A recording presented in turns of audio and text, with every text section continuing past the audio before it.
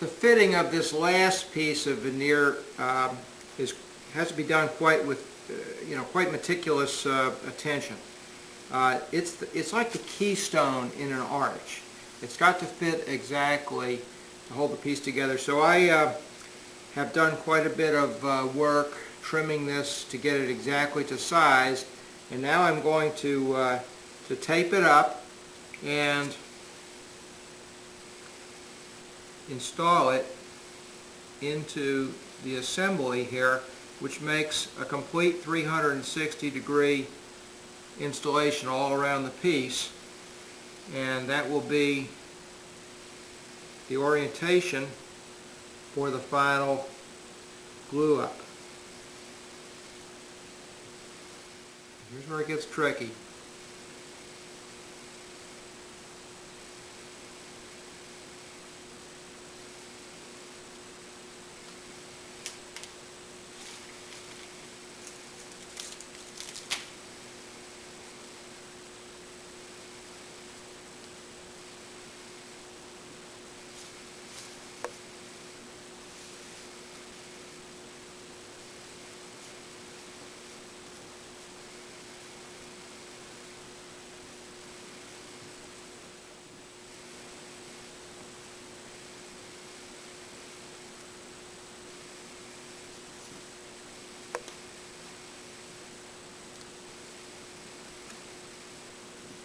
Okay, so I've got the cross banding in. Now let's go ahead and carefully install the lengthwise strips.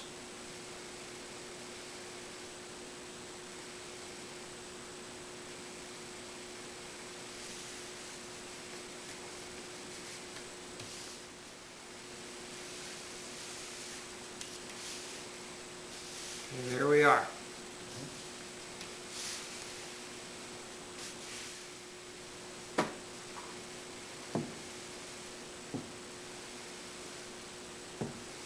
I'm using my iron to speed up the drying of the tape, give me a little better control. I don't want the wood to warp too much. And I don't want this joint pulling apart. Alright, there we go. 360 degrees, all taped together. Okay, let's see where we are. We've taped up the walnut Sunburst. I didn't show you, but I taped up the curly maple for the center inlay using the same techniques. And now I have positioned the curly maple approximately in place so that I'll be cutting off the perimeter and retaining the inside part. Of course, the Sunburst I've trimmed and taped securely to the table here, and I didn't show you, but I will now, that I did not tape the inside edges of the Sunburst, because the idea is that I'm going to use a template to cut through both the insert and the Sunburst, and I don't want the tape restricting the cutoffs from sliding away slightly from the cut. If I had restricted the inside and the outside, the veneer would have a tendency to buckle some, and then I wouldn't get as clean a cut. Okay, so I've got my heavy template that I showed you earlier. And now I just have to lay it in place on the setup here. Make sure I got everything perfect, and then cut around it. Okay, here I think you can see what I'm doing. Using a combination of a veneer saw and a very sharp utility knife, I'm using the template to cut the veneer. I'm starting by cutting through the curly maple, Then I'll go back and cut through the walnut.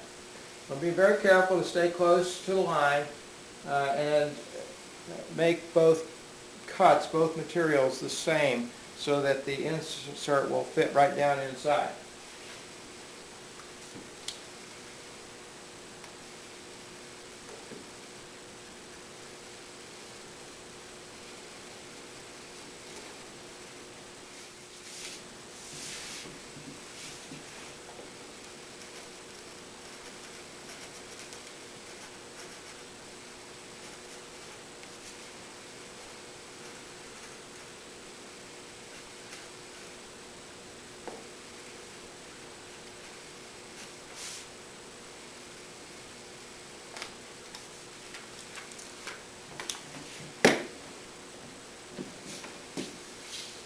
I'll just use a pair of scissors just to cut along a tape line to remove the excess so it's out of the way. And there you go. I didn't point out, but I clamped a strong back across my table to hold this in place, plus I'm using my trusty 50-pound iron weight to help hold this down as well. Okay, here's the moment of truth, the point that I've been working up toward all these days.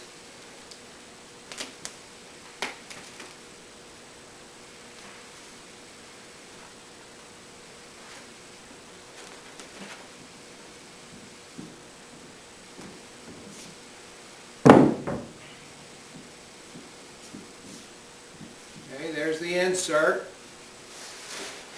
Seems to be in good shape. Now to see if we successfully separated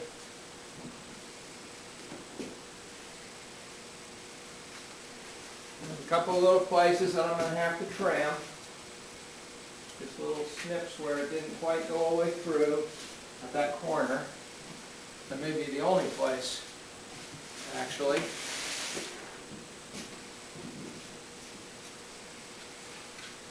So it looks like that's the only place where we didn't get. Just pull out my little knife.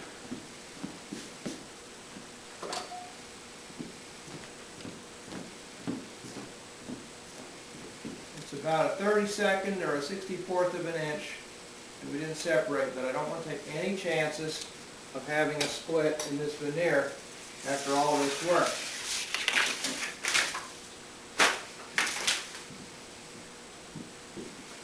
Now, if what we did was correct, this is going to fit right in like a piece of a puzzle.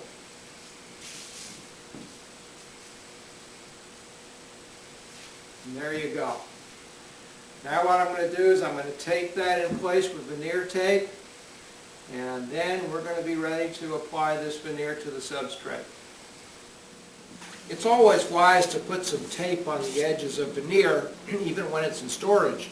But with this piece, it's particularly true because when I flip this, I don't want to crack any of the edges. So I'm taking some blue painter's tape and applying it. The reason I'm using blue painter's tape is so that I can quickly remove this once the veneer is in place on the substrate, but before I attach it or before I finish attaching it, because I want to allow these ends to adjust somewhat as I iron the veneer in place using the heat-locked glue. So if I had used regular veneer tape, I wouldn't be able to remove it without going through the whole drill of wetting the tape and allowing it to soften and so forth. But this painter's tape, take it right off.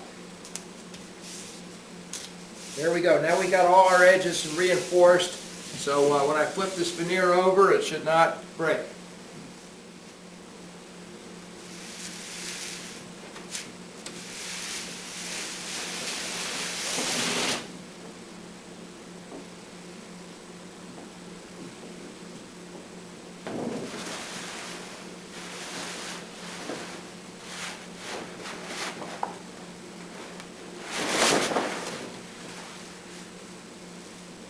There we go. That's the bottom side that I'll be putting the glue on. And in the same fashion that I put the glue on the veneer for the bottom of the top, I'll do that for the top piece as well. Again, you're trying to get on a decent layer that will then be allowed to dry. Use the foam roller.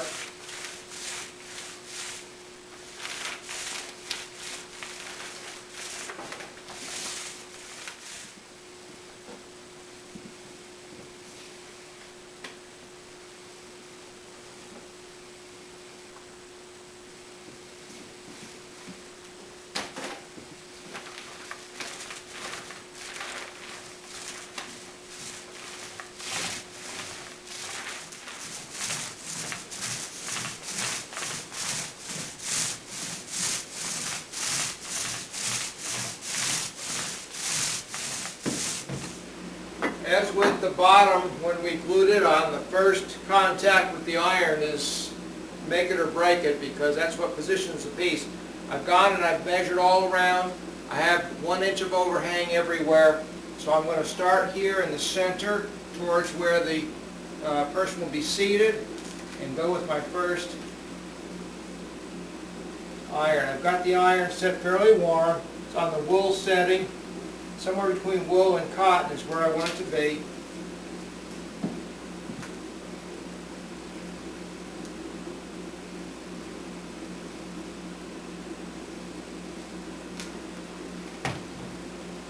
Use my veneer hammer to make sure I get good contact.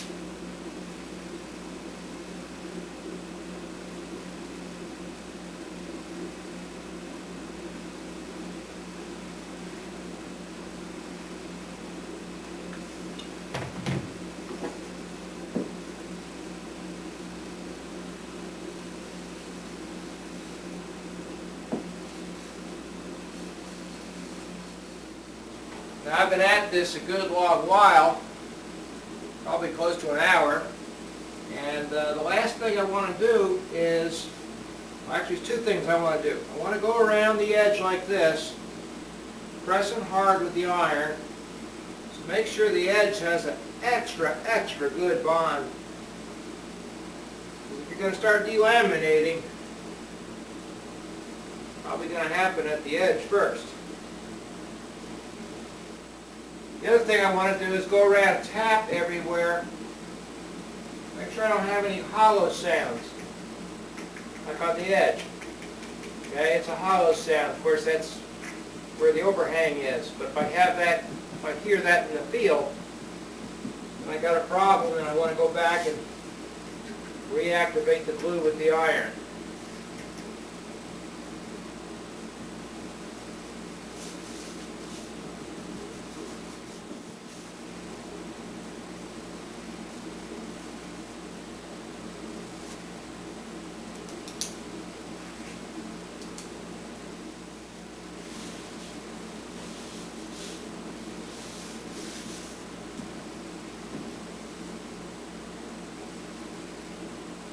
Hit this area one more time. I think maybe I'm just hearing a little sound from the veneer tape. A little bit of a clicking, just to make sure.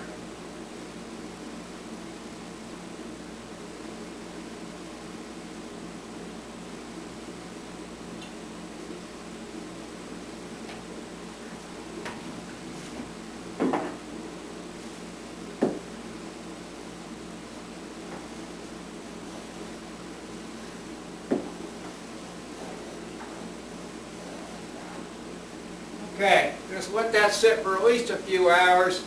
It's Saturday night, 5 o'clock. I'll probably let it sit until Monday. And then we'll come and take the veneer tape off and trim the edges just like we did on the bottom. And we'll be all ready to go on to the next step.